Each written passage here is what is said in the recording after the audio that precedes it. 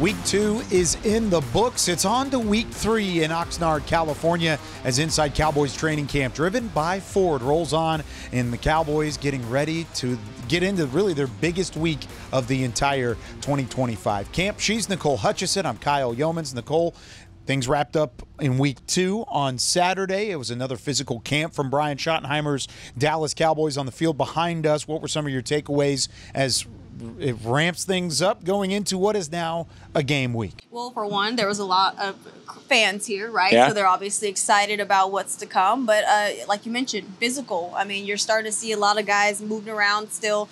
Brian Schottenheimer still tries some new things defensively. The different looks that they're showing. I'm excited to see what they bring against the Rams.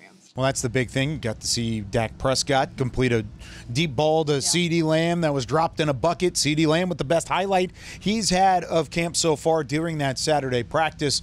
But one of the highlights was getting to hear from Jerry Jones coming down from that tower at the end of practice on Saturday, speaking to the media in response to Micah Parsons' trade request. Here's an excerpt from what he said. That's negotiation. I've heard that so many times in my 30 years in the NFL about from not just players but agents, and of course we all understand contracts. We're under contract.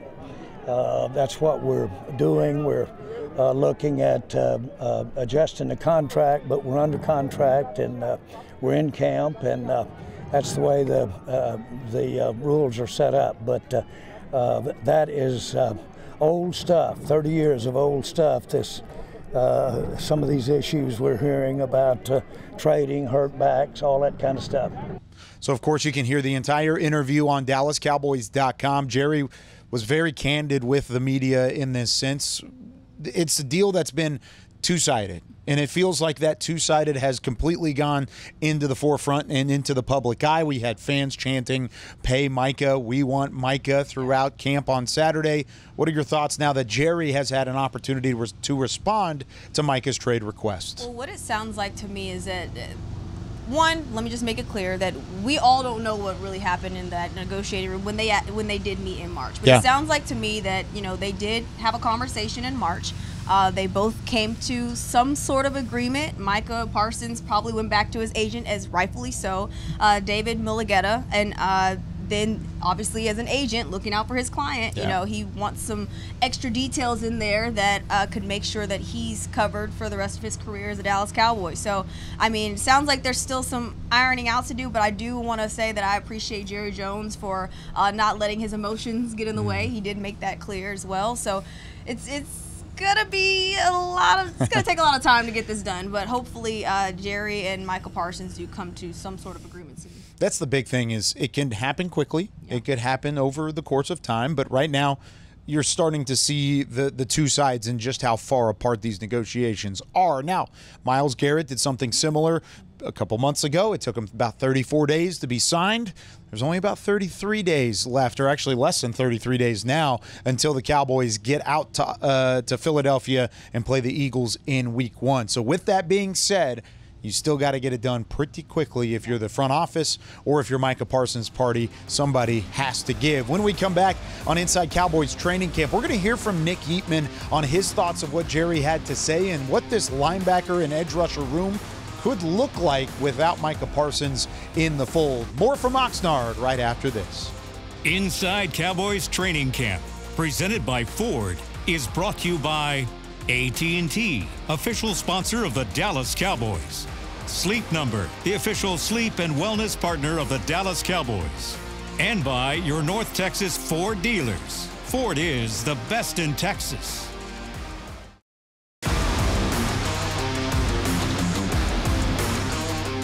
This segment is brought to you by Academy Sports and Outdoors, official sporting goods retailer of the Dallas Cowboys. Welcome back into Inside Cowboys training camp, driven by Ford, as we're now joined by Nick Eatman of DallasCowboys.com. We just heard from Jerry Jones, heard Nicole's thoughts on what Jerry had to say around this entire Micah situation. But now we flip the page a little bit. What would a post-Micah Parsons world look like in Dallas, and how much confidence do you have in the current edge rusher group? I don't like the sound of that. I mean, I don't think anyone really does, Jerry included. I mean, obviously, you know, they're going to have to figure this out, and this isn't the first time, and that's one of the things that Jerry talked about on Saturday, that he's gone through this before. He's not going to blink at this, but they also know that they don't want to go down that road, and neither does Micah. So I think that the other rushers will be good.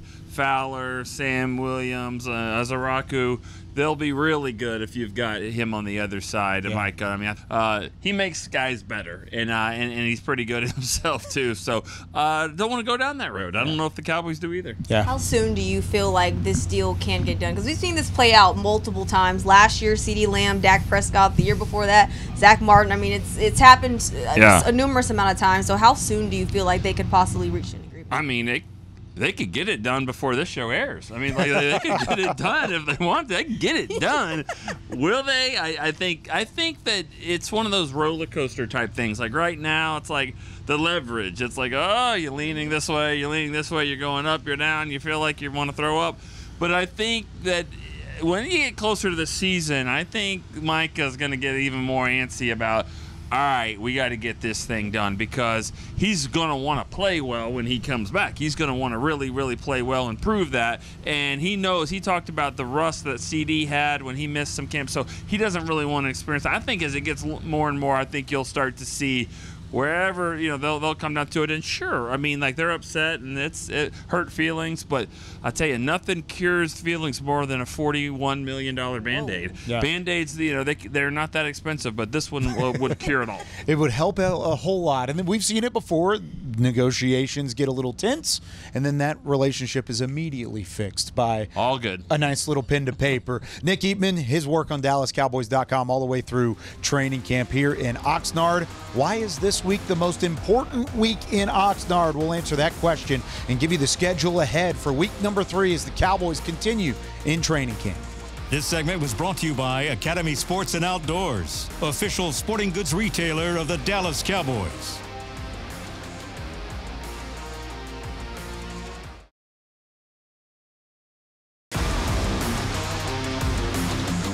Let's take a look at the upcoming schedule for the Dallas Cowboys as they enter week 3 of training camp, and this is a big one starting Tuesday. Well, first off, it starts Monday. You have the regular practice Monday. Then you get into Tuesday. That's when it really feels like it starts. The Rams coming to town again. It's a joint practice between the Los Angeles Rams and the Dallas Cowboys. 2 fields worth of teamwork, and of course, getting to see somebody else for the first time here in 2025. And then, of course, they'll meet again on Saturday, the first preseason game of 2025. Lots going on this upcoming week. Back alongside Nicole Hutchison, I'm Kyle Youmans. Nicole, as we wrap things up, what do you want to see out of this Cowboys team as they enter a crucial week of development under Brian Schottenheimer? A whole lot of things. Honestly, I'm going to start with the running backs, right?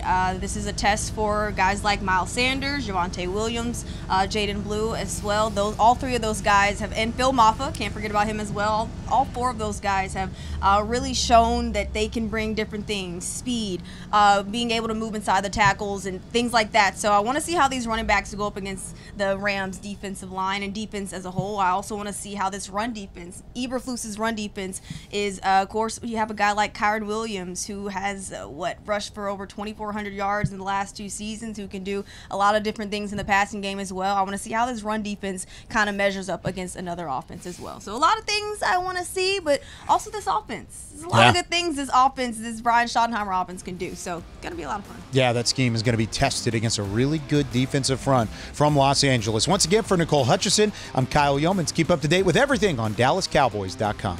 Inside Cowboys Training Camp, presented by Ford, was brought to you by AT&T, official sponsor of the Dallas Cowboys.